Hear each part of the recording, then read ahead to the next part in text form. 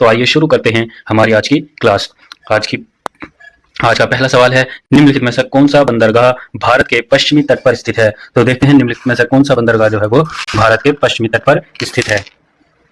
तो दोस्तों देखते हैं, यह है भारत का मैप, जो कि दक्षिणी भारत का मैप है। तो आइए देखते हैं हम कैसे निर्धारित करेंगे कि कौन सा बंदरगाह पूर्वी तट पर होगा और कौन सा बंदरगाह पश्चिमी तट पर होगा। तो दोस्तों जैसा कि आप देख रहे हैं, ये वाला तट जो है भारत का, इसको कहते हैं हम पूर्वी तट, और ये वाला तट जो है जो इधर है, इसको कहते हैं हम पश्चिमी तट। तो इसको कहते हैं हम पश्चिमी तट। तो देखते हैं पूर्वी तट पर कौन कौन से बंदरगाह हैं। ये जो हल्दिया बंदरगाह है, ये पश्चिम बंगाल में स्थित है। तो पश्चिम बंगाल में कौन सा बंदरगाह है? हल्दिया और कोलकाता बंदरगाह। तो ये तो पूर्वी तट में हो जाएगा। फिर आता है ओडिशा में है पारादीप बंदरगाह कहाँ है? ओडिशा में। तो ये भी हमारा पूर्वी तट पर हो जाएगा। फिर आता है विशाखापट्टनम जो है दोस्तों, ये देख रहे हैं, ये है आंध्र प्रदेश की तटरेखा। तो आंध्र प्रदेश की तटरेखा पर स्थित है विशाखापट्टनम। फिर आता है चेन्नई भी हमारा पूर्वी तट पर स्थित है, और तूतीकोरिन भी पूर्वी तट पर स्थित है, तमिलनाडु राज्य में।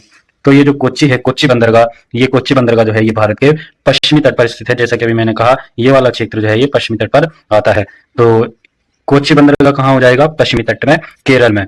तो आइए चलते हैं हमारे सवाल पर। तो हमारा सवाल था कि पश्चिमी तट पर कौन सा बंदरगाह स्थित है। जैसा कि हमने अभी देखा, कोच्चि बंदरगाह, ऑप्शन नंबर सी, ये जो है हमारा पश्चिमी तट पर स्थित है।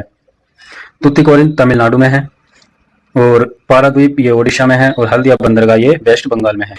अगला सवाल है हमारा, निम्नलिखित में से कौन सा भारतीय राज्य बांग्लादेश के साथ सीमा साझा नहीं करता है। तो दोस्तों देखते हैं, इसको भी हम मैप की सहायता से करेंगे। दोस्तों वीडियो बनाने में हमें बहुत मेहनत लगती है, तो प्लीज हमारी वीडियोस को लाइक और शेयर करें और हमारे चैनल को सब्सक्राइब कर लें। तो ये जो नक्शा है, ये है भारत का। इसमें यहाँ पर स्थित है बांग्लादेश। अब इस बांग्लादेश को हमने यहाँ पर दिखाया है बड़ा करके। तो आइए देखते हैं बांग्लादेश की सीमा कहाँ कहाँ लगती है। तो बांग्लादेश की सीमा जो है ये जो है ये है हमारा बांग्लादेश। बांग्लादेश की इस सीमा की कुल लंबाई कितनी है? तो बांग्लादेश की इस सीमा की कुल लंबाई जो है वो 4096 किलोमीटर है। 4096 किलोमीटर है। तो 4096.7 किलोमीटर इसकी कुल लंबाई है बांग्लादेश की सीमा की, जो भारत से लगती है। तो देखते हैं इस सीमा के साथ भारत के कौन कौन से राज्य लगते हैं। तो पहला राज्य तो ये हो जाएगा हमारा पश्चिम बंगाल। और फिर आता है ये असम। ये जो है असम जो है ये बांग्लादेश के साथ 2 स्थानों से सीमा साझा करता है। तो दूसरा हो जाएगा असम।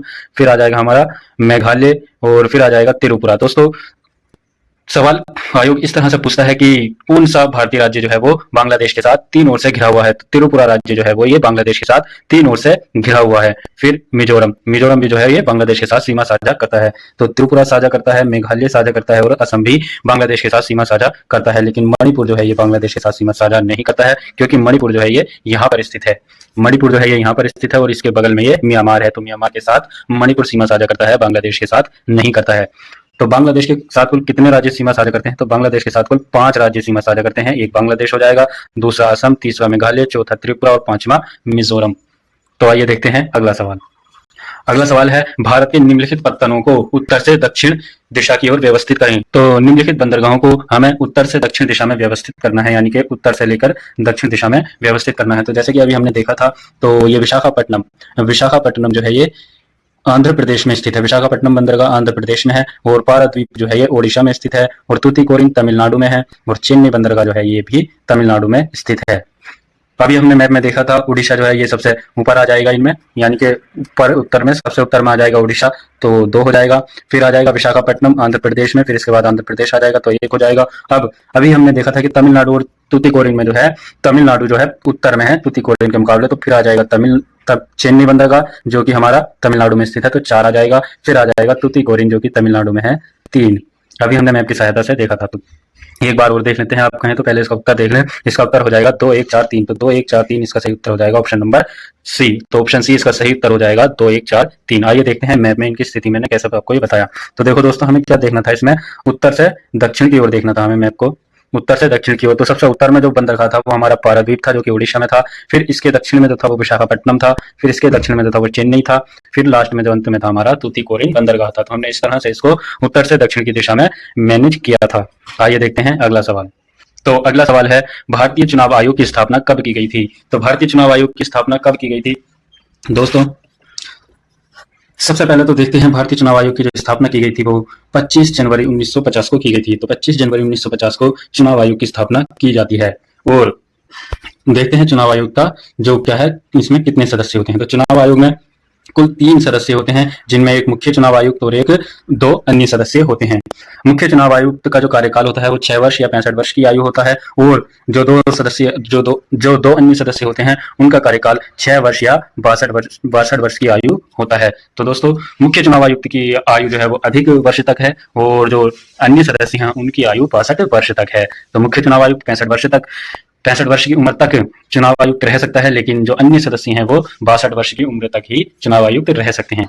तो यह 3 सदस्य, प्रारंभ में दोस्तों यह केवल एक सदस्य आयोग था। 1989 में इसे 3 सदस्यीय आयोग बना दिया गया, और अगले ही वर्ष 1990 में इसको फिर से एक सदस्यीय आयोग बना दिया गया। फिर आता है 1993। तो 1993 से अब तक इसको 3 सदस्यीय आयोग के रूप में ही जाना जाता है। तो फिर से इसको 3 सदस्यीय आयोग बना दिया गया था। और 25 जनवरी को जो है मतदाता दिवस मनाया जाता है। तो भारत राष्ट्रीय मतदाता दिवस कब मनाया जाता है? 25 जनवरी को। 25 जनवरी को। और ये कब से मनाया जा रहा है? तो ये 2011 से इसको हम मनाते आ रहे हैं। आइए देखते हैं अगला सवाल। अगला सवाल है हमारा, निम्नलिखित कथनों पर विचार करें और सही विकल्प का चयन करें। तो देखते हैं, पहला कथन है हमारा, भारत के 4 राज्य सिक्किम, पश्चिम बंगाल, असम और अरुणाचल प्रदेश की सीमा भूटान की सीमा को स्पर्श करती है। क्या ये सही है? तो आइए देखते हैं हम भूटान का मैप। तो यह है भारत का हमारा मैप। इस भारत के मैप में यहाँ पर स्थित है भूटान। तो भूटान कहाँ पर स्थित है? यहाँ पर स्थित है, और इसको जूम आउट करके हमने यहाँ दिखाया है। तो आइए देखते हैं भूटान की स्थिति। तो भूटान के साथ कौन कौन से राज्य सीमा साझा करते हैं? एक तो हमारा सिक्किम हो जाएगा, फिर एक पश्चिम बंगाल हो जाएगा, ये पश्चिम बंगाल की सीमा आ रही है, और इधर से ये अरुणाचल प्रदेश आ रहा है, ये भी भूटान के साथ सीमा साझा करता है, और ये असम भी भूटान के साथ सीमा साझा करता है। तो सिक्किम हो गया हमारा, पश्चिम बंगाल हो गया, असम हो गया, और जी हमारा अरुणाचल प्रदेश भी हो गया। तो ये पहला कथन जो है हमारा बिल्कुल सही हो जाएगा। ये 4 राज्य जो हैं भूटान के साथ सीमा साझा करते हैं।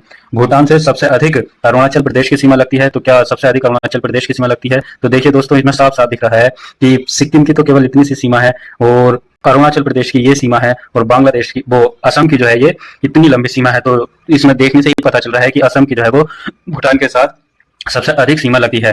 तो असम की जो है भूटान के साथ सबसे अधिक सीमा लगती है, तो यह हमारा गलत हो जाएगा। असम की सबसे अधिक सीमा लगती है। तो सही कथन हो जाएगा हमारा केवल एक, ऑप्शन नंबर ए, केवल एक जो है इसका सही उत्तर होगा। तो आइए देखते हैं अगला सवाल। अगला सवाल है, कोई व्यक्ति उच्च न्यायालय का न्यायाधीश नियुक्त होने का पात्र होगा जब वह, तो देखते हैं कब कोई व्यक्ति उच्च न्यायालय का न्यायाधीश बनने के काबिल होता है। तो आइए देखते हैं कथन। तो पहला कथन है, भारतीय राज्य क्षेत्र में वह कम से कम 10 वर्षों तक न्यायिक पद धारण किया हो, या लगातार 10 वर्ष उच्च न्यायालय या न्यायालयों में अधिवक्ता रहा हो। तो कोई व्यक्ति कब जो है वो उच्च न्यायालय का न्यायाधीश बन सकता है? तो वह कम से कम 10 वर्षों तक जो है वो न्यायिक पद धारण कर चुका हो, या 10 वर्ष तक जो है वो किसी भी उच्च न्यायालय में अधिवक्ता रहा हो। ये उसकी क्या कहते हैं, शर्त है कि वह कब उच्च न्यायालय का न्यायाधीश बन सकता है। तो पहला कथन हमारा बिल्कुल सही हो जाएगा। और दूसरा कथन, उसकी आयु कम से कम 35 वर्ष हो। तो न्यायाधीश बनने के लिए आयु की कोई सीमा नहीं है।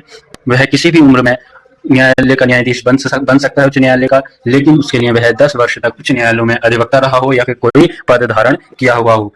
तो इसका सही उत्तर होगा ऑप्शन ए, केवल एक। अगला सवाल है हमारा, निम्नलिखित में से किसका संबंध कोको उत्पादन या चमड़ा उत्पादन से है? तो निम्नलिखित में से किस क्रांति का जो संबंध है वो कोको उत्पादन या चमड़ा उत्पादन से है? तो कोको उत्पादन या चमड़ा उत्पादन से जो है हमारा किस क्रांति का संबंध है? तो भूरी क्रांति का जो हमारा संबंध है वो कोको उत्पादन या चमड़ा उत्पादन से है। इसका उत्तर हो जाएगा ऑप्शन ए, भूरी क्रांति। तो आइए देखते हैं भारत में और कौन कौन सी क्रांतियां हुई हैं। तो गोल्डन क्रांति जो है ये किससे संबंधित है? गोल्डन क्रांति जो है ये बागवानी, फल उत्पादन और शहद उत्पादन से संबंधित है। बागवानी, फल उत्पादन और शहद उत्पादन से संबंधित है गोल्डन क्रांति। तो गोल्डन क्रांति का संबंध किससे है? बागवानी, फल उत्पादन और शहद उत्पादन से। पीत क्रांति, जिसे हम पीली क्रांति भी कहते हैं, तो पीत क्रांति या पीली क्रांति का संबंध जो है वो तिलहन उत्पादन से है। तो तिलहन उत्पादन से किस क्रांति का संबंध है? पीत क्रांति का संबंध है। और ये धूसर क्रांति जो है, ये धूसर क्रांति रासायनिक उर्वरकों के उत्पादन से संबंधित है। तो धूसर क्रांति जो है ये रासायनिक उर्वरकों के उत्पादन से संबंधित है। अगला सवाल है, सविनय अवज्ञा आंदोलन की शुरुआत किस तिथि को हुई थी? तो देखते हैं, सविनय अवज्ञा आंदोलन की जो शुरुआत होती है वो 6 अप्रैल 1930 को होती है। तो 6 अप्रैल 1930 को सविनय अवज्ञा आंदोलन की शुरुआत होती है। तो दोस्तों देखते हैं कि सविनय अवज्ञा आंदोलन ये शुरू कैसे होता है। तो सविनय अवज्ञा आंदोलन से पहले गांधी जी एक दांडी यात्रा की शुरुआत करते हैं, और ये दांडी यात्रा की शुरुआत करते हैं 12 मार्च 1930 को जो है दांडी यात्रा की शुरुआत करते हैं। इस यात्रा में वो कुल 385 किलोमीटर की पैदल यात्रा चलते हैं। इस यात्रा के शुरू में उनके साथ केवल उनके 78 अनुयायी थे। 78 अनुयायियों के साथ उन्होंने यह यात्रा शुरू की थी। इस यात्रा में उनको कुल 24 दिन लगे 6 अप्रैल 1930 को वह डांडी में जो है नमक कानून तोड़कर सविनय अवज्ञा आंदोलन की शुरुआत कर देते हैं। तो नमक कानून तोड़ने के बाद सविनय अवज्ञा आंदोलन की वह शुरुआत करते हैं। तो उन्होंने यह आंदोलन शुरू क्यों किया था, तो उन्होंने दांडी यात्रा की शुरुआत क्यों की थी, तो इसकी जो महत्वपूर्ण कारण था वो इरविन द्वारा, जो उस समय भारत का वायसराय था लॉर्ड इरविन, उसने गांधी जी की 11 सूत्रीय मांग को नहीं माना था, जिसके जवाब में गांधी जी ने दांडी यात्रा 12 मार्च को शुरू की और 6 अप्रैल 1930 को उन्होंने नमक कानून तोड़कर सविनय अवज्ञा आंदोलन की शुरुआत कर दी थी। दोस्तों एक प्रश्न और बनता है इसी दांडी यात्रा से, मलंग बाबा की उपाधि गांधी जी को किसने दी थी? गुजरात के कबायलियों ने गांधी जी को मलंग बाबा की उपाधि दी थी। और इसी दांडी यात्रा को नेपोलियन की पेरिस यात्रा से किसने जोड़ा था? तो गांधी जी की दांडी यात्रा को नेपोलियन की पेरिस यात्रा से सुभाष चंद्र बोस ने जोड़ा था। आइए देखते हैं अगला सवाल। तो अगला सवाल है हमारा, निम्नलिखित में से कौन सुमेलित नहीं है? तो देखते हैं कौन सा सुमेलित नहीं है। दोस्तों ये प्रश्न थोड़ा सा गलत हो गया है। यहाँ पर जो था ऑप्शन में, यहाँ पर था मध्य प्रदेश यानी कि एमपी, यहाँ पर था असम और यहाँ था हमारा कर्नाटका, और ये तो हमें पता ही है। तो अब देखते हैं। तो प्रश्न कुछ इस प्रकार से था। तो प्रश्न था हमारा, निम्नलिखित में से कौन सा सुमेलित नहीं है? तो बांधवगढ़ पार्क जो है वो बांधवगढ़ नेशनल पार्क क्या मध्य प्रदेश में है? ये हमारा बिल्कुल सही हो जाएगा। सिमलीपाल नेशनल पार्क क्या असम में है? तो ये हमारा गलत हो जाएगा। सिमलीपाल नेशनल पार्क जो है ये असम में नहीं है, ये ओडिशा में है। तो ओडिशा राज्य में जो है ये सिमलीपाल नेशनल पार्क है। और बांदीपुरा नेशनल पार्क कर्नाटक में है क्या? तो बिल्कुल हाँ, बांदीपुरा जो है ये कर्नाटक में स्थित है। तो हमें देखना था कौन सा सुमेलित नहीं है। तो ऑप्शन नंबर बी जो है ये सुमेलित नहीं है। दोस्तों कभी कभी आयोग जो है बांधवगढ़ और बांदीपुर में फंसाने की कोशिश करता है कि कौन सा पार्क कौन से राज्य में स्थित है। तो बांधवगढ़ जो है ये मध्य प्रदेश में स्थित है और बांदीपुर जो है ये कर्नाटक में स्थित है। आइए देखते हैं अगला सवाल। तो अगला सवाल है, निम्नलिखित में से किस नदी को दक्षिण भारत की गंगा कहा जाता है? दोस्तों दक्षिण भारत की गंगा एक है हमारी दक्षिण की गंगा। तो दक्षिण गंगा क्या है? दक्षिण गंगा कौन सी नदी को कहते हैं? तो दक्षिण गंगा जो है वो गोदावरी नदी को कहते हैं। तो दक्षिण गंगा गोदावरी नदी को कहा जाता है। और दक्षिण भारत की गंगा जो है ये कावेरी नदी को कहा जाता है। ऑप्शन ए इसका सही उत्तर हो जाएगा। तो दक्षिण की गंगा जो है इसको गोदावरी को कहते हैं और दक्षिण भारत की गंगा जो है ये कावेरी को कहते हैं। दोस्तों हाल ही में जो पुलिस कांस्टेबल की अभी परीक्षा हुई थी उसमें गोदावरी की जो है सहायक नदियों को पूछ लिया था। तो गोदावरी की सहायक नदियां जो है वो पेनगंगा और वेनगंगा है। तो गोदावरी की प्रमुख सहायक नदियां पेनगंगा और वेनगंगा है। अगला सवाल है हमारा। तो अगला सवाल है, निम्नलिखित में से कौन सुमेलित नहीं है? तो देखते हैं इनमें से कौन सा रेगिस्तान संबंधित सही सुमेलित नहीं है। तो टकलामाकन, तो क्या टकलामाकन चीन में है? ये बिल्कुल सही हो जाएगा। टकलामाकन जो है ये चीन में स्थित है। थार मरुस्थल क्या भारत में स्थित है? बिल्कुल हाँ, भारत में स्थित है थार मरुस्थल। अटाकामा रेगिस्तान जो है क्या चिली में स्थित है? ये भी हमारा सही हो जाएगा। अटाकामा रेगिस्तान जो है ये चिली में स्थित है। गिब्सन क्या अफ्रीका में स्थित है? नहीं, ये अफ्रीका में स्थित नहीं है। गिब्सन जो है ये हमारा ऑस्ट्रेलिया में स्थित है। तो ऑस्ट्रेलिया में स्थित है गिब्सन। और सहारा रेगिस्तान जो है सहारा रेगिस्तान ये स्थित है अफ्रीका में। तो ऑप्शन नंबर डी हमारा सही उत्तर हो जाएगा, जो कि सुमेलित नहीं है। अगला सवाल है, न्यूनतम समर्थन मूल्य एमएसपी के बारे में निम्नलिखित कथनों पर विचार करें और सही उत्तर चुनें। तो देखते हैं कथन को। आइए देखते हैं पहला कथन क्या है? एमएसपी आर्थिक मामलों की मंत्रिमंडलीय समिति द्वारा प्रस्तावित की जाती है। क्या ये सही है? तो बिल्कुल हाँ, ये हमारा सही हो जाएगा। कथन एक, जो एमएसपी है वो आर्थिक मामलों की मंत्रिमंडलीय समिति जो है इसको प्रस्तावित करती है। दूसरा कथन है, एमएसपी कृषि लागत एवं मूल्य आयोग द्वारा अनुमोदित की जाती है। क्या ये सही है? तो हाँ, ये बिल्कुल सही है। एमएसपी जो है न्यूनतम समर्थन मूल्य जो है वो कृषि लागत और मूल्य आयोग द्वारा अनुमोदित की जाती है। तो इसका सही उत्तर हो जाएगा ऑप्शन सी। 1 और 2 दोनों सही हैं। दोस्तों एमएसपी से संबंधित एक सवाल और बन जाता है, जो कि इसकी घोषणा से संबंधित है कि एमएसपी की जो है वो घोषणा कब की जाती है। एमएसपी की घोषणा क्या बुआई से पहले की जाती है या बुआई के बाद की जाती है या कटाई के बाद की जाती है? इस तरह से एक क्वेश्चन बन जाता है। तो एमएसपी की घोषणा जो है वो बुआई से पहले, तो बुआई से पहले जो है इसकी घोषणा की जाती है। किसकी? एमएसपी की घोषणा जो है वो बुआई से पहले की जाती है। तो अगला सवाल है, निम्नलिखित में से क्या सहायक संधि की विशेषता नहीं है? तो ये हो जाएगा हमारा निम्नलिखित। तो निम्नलिखित में से क्या एक सहायक संधि की जो है वो विशेषता नहीं है? तो देखते हैं ऑप्शन ए जो है क्या है, देशीय रियासतों को एक ब्रिटिश रेजिमेंट रखनी होगी। क्या ये सहायक संधि की एक धारा थी या विशेषता थी? तो हाँ बिल्कुल, ये हमारा सही हो जाएगा। देशीय रियासतों को एक रेजिमेंट रखनी होती थी। यदि वे सहायक संधि पर जब हस्ताक्षर कर देते थे तो उन रियासतों को ब्रिटिश रेजिमेंट अपने यहाँ रखनी होती थी। रियासतों का आंतरिक शासन, जो आंतरिक शासन है वो कंपनी के अधीन होगा। तो ये बिल्कुल गलत हो जाएगा। हालांकि कंपनी सहायक संधि में यह जो था प्रस्ताव नहीं था कि वह आंतरिक मामलों पर भी हस्तक्षेप करेंगे, लेकिन वह आंतरिक मामलों पर हस्तक्षेप करने लगे थे अंग्रेज, तो ये तो बिल्कुल गलत हो जाएगा। और देश या रियासत की विदेश नीति कंपनी के अधीन होगी, ये बिल्कुल सही है, यह भी सहायक संधि की एक विशेषता है। कंपनी की सेना का खर्च रियासत उठाएगी, ये भी सही है। तो कंपनी की जो सेना होती थी उसका खर्च कंपनी नहीं उठाती थी, जिसकी वह रक्षा करते थे, जिस रियासत की वह रक्षा करते थे, सुरक्षा में अपनी सेना भेजते थे, उस सेना की जो खर्च होता था वो रियासत ही उठाती थी। अगला सवाल है the economic history of India पुस्तक में धन के निष्कासन के सिद्धांत की व्याख्या की गई है, इसके लेखक कौन है? तो दोस्तों धन के निष्कासन का सिद्धांत का जो प्रतिपादन किया है वो दादा भाई नौरोजी ने किया था। तो दादा भाई नौरोजी ने इसका प्रतिपादन किया था।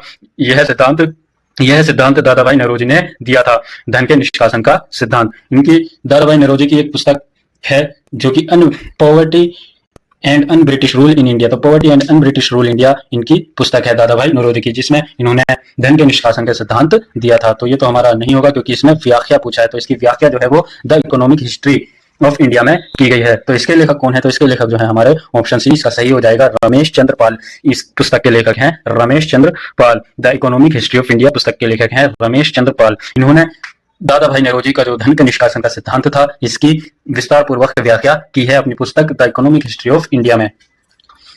तो अगला सवाल है हमारा, जीडीपी का आंकड़ा कौन जारी करता है? तो जीडीपी का आंकड़ा कौन जारी करता है? इसका सही उत्तर हो जाएगा एनएसओ। एनएसओ जो है हमारा जीडीपी का आंकड़ा जारी करता है, जिसको हम राष्ट्रीय सांख्यिकी कार्यालय भी कहते हैं। राष्ट्रीय सांख्यिकी कार्यालय भी इसको हम कहते हैं, राष्ट्रीय सांख्यिकी कार्यालय भी इसको कहते हैं। तो आइए दोस्तों इसका इतिहास के बारे में देखते हैं, एनएसओ का इतिहास क्या है। तो एनएसओ के इतिहास में जो है सबसे पहले जो है एनएसएसओ का गठन होता है, जो कि 1950 में इसका गठन होता है। तो 1950 में एनएसएसओ का गठन होता है और इसका जो पूरा नाम है वो national sample survey of organisation, national sample survey organisation इसका नाम है। फिर स्थापना होती है सीएसओ की। सीएसओ की स्थापना जो होती है वो 1951 में इसकी स्थापना होती है। इसका जो पूरा नाम है सेंट्रल स्टैटिस्टिकल ऑफिस, तो इसका पूरा नाम जो था सेंट्रल स्टैटिस्टिकल ऑफिस। फिर आता है हमारा 2019, तो 2019 में जो है एनएसएसओ और सीएसओ को जो है सीएसओ को एक कर दिया जाता है और इसके स्थान पर स्थापना होती है हमारी एनएसओ की राष्ट्रीय सांख्यिकी कार्यालय। इसकी स्थापना होती है 2019 में। एक सवाल और बनता है इससे दोस्तों, राष्ट्रीय सांख्यिकी दिवस। तो राष्ट्रीय सांख्यिकी दिवस जो है वो 29 जून को मनाया जाता है। तो 29 जून को प्रत्येक वर्ष जो है राष्ट्रीय सांख्यिकी दिवस मनाया जाता है। तो दोस्तों ये थी हमारी जीएस टॉप एमसीक्यूज की चौथी क्लास, और इस क्लास में हमने जीएस के महत्वपूर्ण क्वेश्चन को देखा। दोस्तों यदि आपको यह वीडियो पसंद आई हो तो हमारी वीडियो को लाइक करें और अपने दोस्तों में ज्यादा से ज्यादा शेयर करें। हमारा चैनल एक अभी नया चैनल है और हम इसमें ज्यादा से ज्यादा कोशिश करते हैं कि आपको बेहतर तरीके से हम चीजों को समझा सकें। एमसीक्यू के माध्यम से हम इसलिए पढ़ाते हैं ताकि आपका जो रिवीजन है वो उसी माहौल में ढल जाए कि आप सवालों से घबराए नहीं। बहुत से छात्र क्या करते हैं कि एग्जाम हॉल में घबरा जाते हैं, भले ही वो तैयारी तो बहुत किए होते हैं लेकिन एग्जाम हॉल में सवालों को देखकर घबरा जाते हैं। उसी घबराहट को दूर करने के लिए हम एमसीक्यू फॉर्म में सवालों को हल कराते हैं। दोस्तों आज हमने मैप के माध्यम से बहुत से सवाल कराए, आगे भी हम मैप के माध्यम से ही सवालों को हल कराएंगे जिससे आपको समझने में सहायता मिलेगी। तो दोस्तों हमारे चैनल को सपोर्ट करें। धन्यवाद।